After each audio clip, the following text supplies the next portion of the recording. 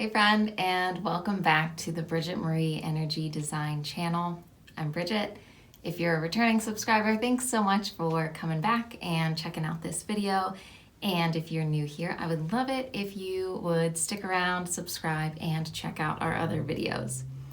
Today, we are talking about my morning routine and why it is one of the most essential practices in my day for my ADHD, my depression, just my whole life in general. And I also have a free self-care ritual guide that includes a Notion template with some ideas to get you started if you want to build your own meaningful routine for the morning or for any time. So you can grab that link in the description below. Let's get into it.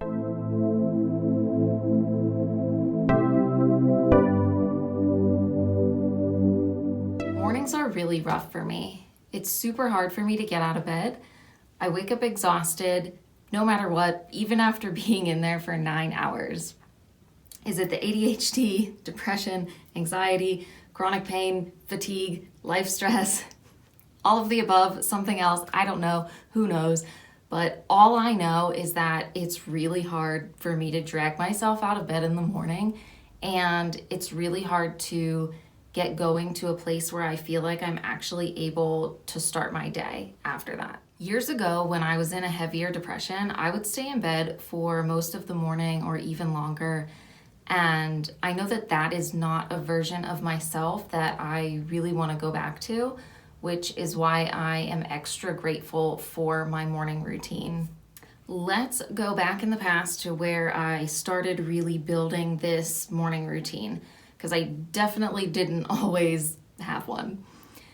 During the beginning of the pandemic, after I had a really severe case of COVID, I was laid off from my job, and then ultimately I realized I wasn't mentally well enough to go back to my job when they reopened and asked me to come back. So I found myself at home with no schedule, no structure, which is a big uh-oh for me and my ADHD. And I didn't want to fall further back into depression with my unhealthy coping skills. So I decided to start doing my mornings completely different than I ever have before. Mornings have always been really, really, really hard for me. And so I was like, all right, we're just going to make a paradoxical move, just do something completely different. And I didn't go into it with the intention that I was going to be building up some super self-care morning routine. I was just kind of desperate to keep my head above water and to just keep trying things and practicing them until it all came together. I decided that I was going to piggyback off of my partner's energy and get up at the same time as him. It's kind of like I am hitching a ride on his energy for some momentum for myself. I did this for long enough that my body just started getting into this rhythm, and I got used to getting up at that time. I also go to bed at the same time every night. And so once I was in that routine and rhythm, my body was just like, oh, this is just what we do now. We go to bed at this time and we wake up at this time.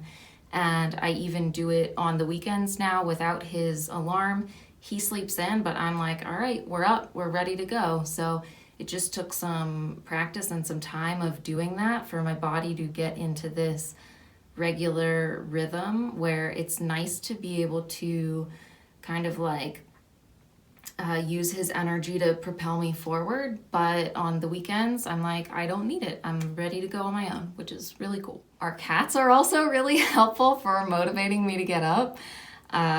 Zero sleeps with us on the bed, so I've got him on the bed, and in the morning he wants a lot of attention and pets. Once he sees that I'm up, he's like, all right, it's time. And then Chloe is outside the door screaming for breakfast. So they are also pretty motivating to get me out of bed. I also really have to like pee really, really, really bad when I get up.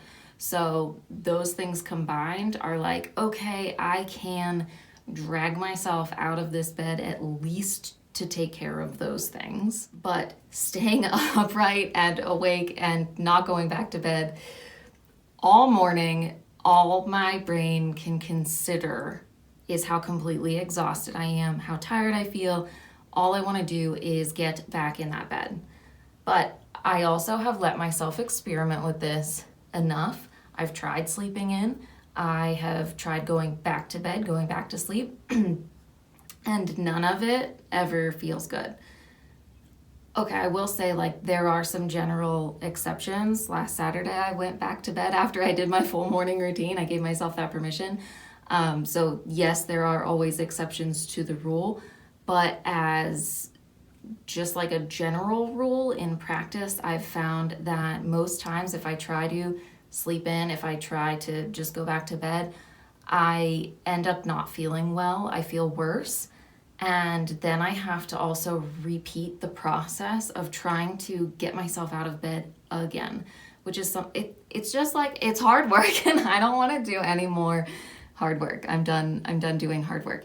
So I really try to just not do that at all. I've accepted that my mind is trying to play some kind of trick on me and tell me that I need to go back to bed.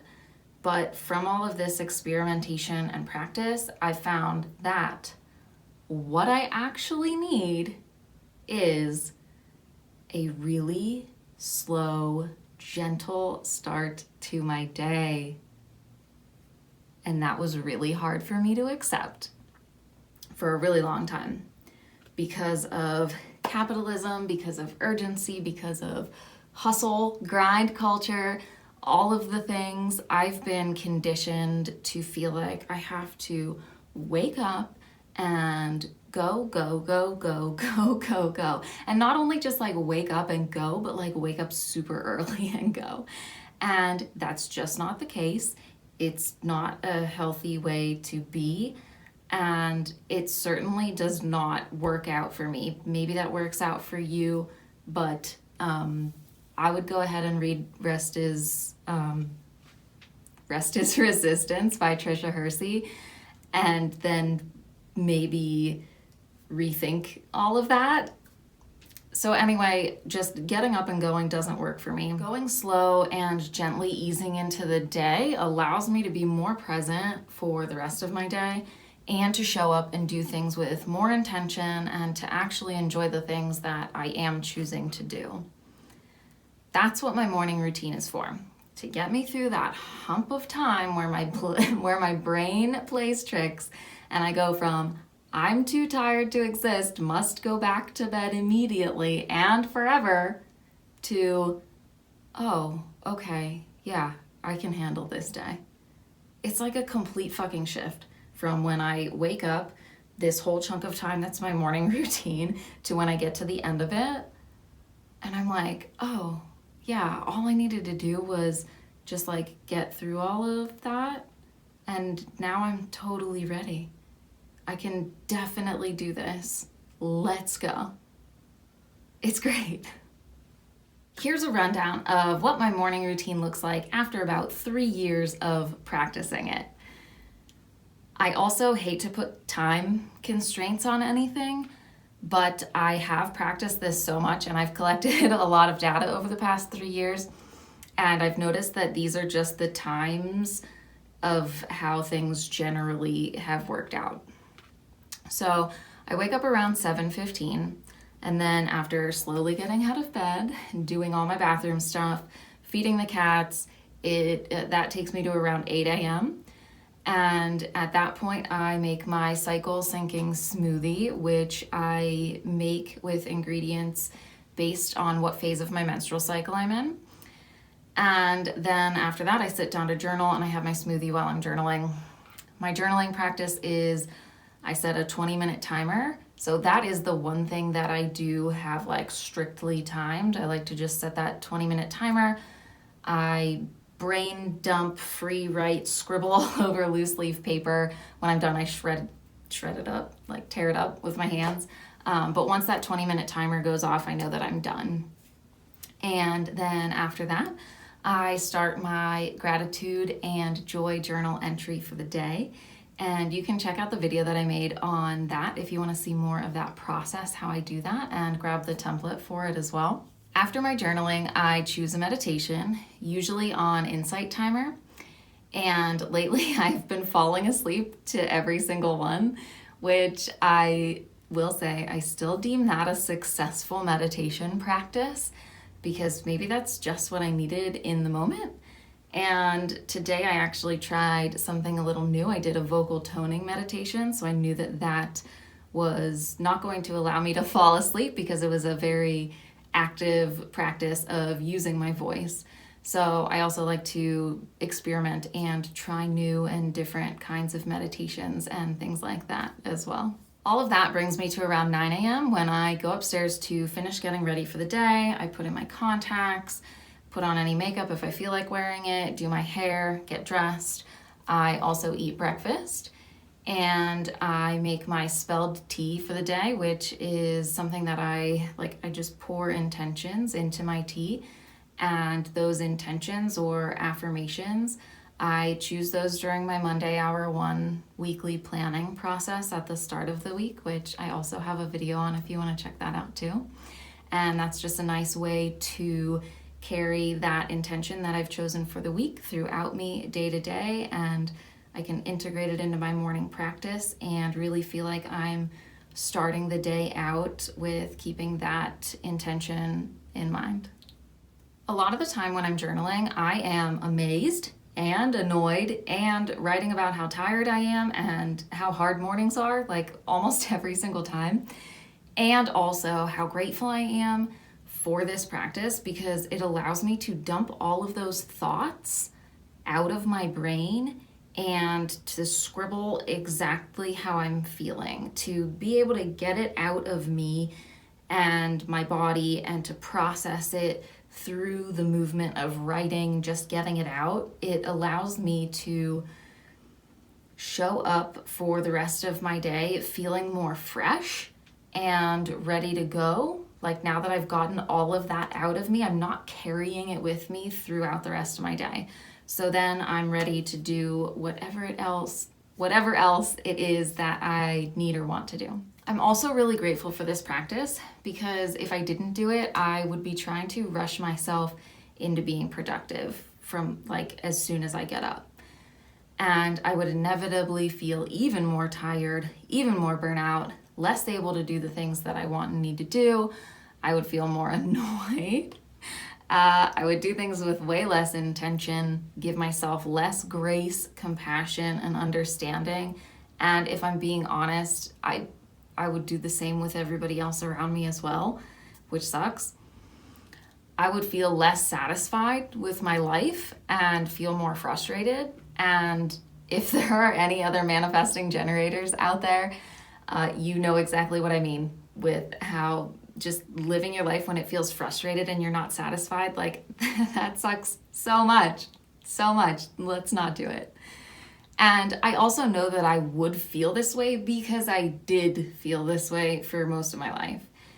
And I'm also not saying that because I have this morning routine that I feel totally satisfied with my life all the time. The morning routine is just a piece of the puzzle. And it's one that helps me immensely to be able to get through a really challenging part of my day, to give myself big self-care, and to set myself up for success for the rest of my day for whatever is going to come across my plate. I'm just more ready. I feel more capable to handle it. So that's it. That's my morning routine, pretty much in a nutshell. It fluctuates a little bit here and there, but pretty much the bones of it stay the same since I've found out that after practicing it for so long, this has been a mix of rituals and practices that I put together into this routine that just work really well for me. I would be super interested to hear about your morning routine if you have one. And just in general, are mornings hard for you? Are they easy? Let me know in the comments. And again, if you would like to build your own morning routine, but you're having a hard time figuring out what activities or rituals to include, you can check out my free self-care ritual guide, which includes a Notion template of ideas to get you started. Thanks so much for being here. I'll see you in the next one.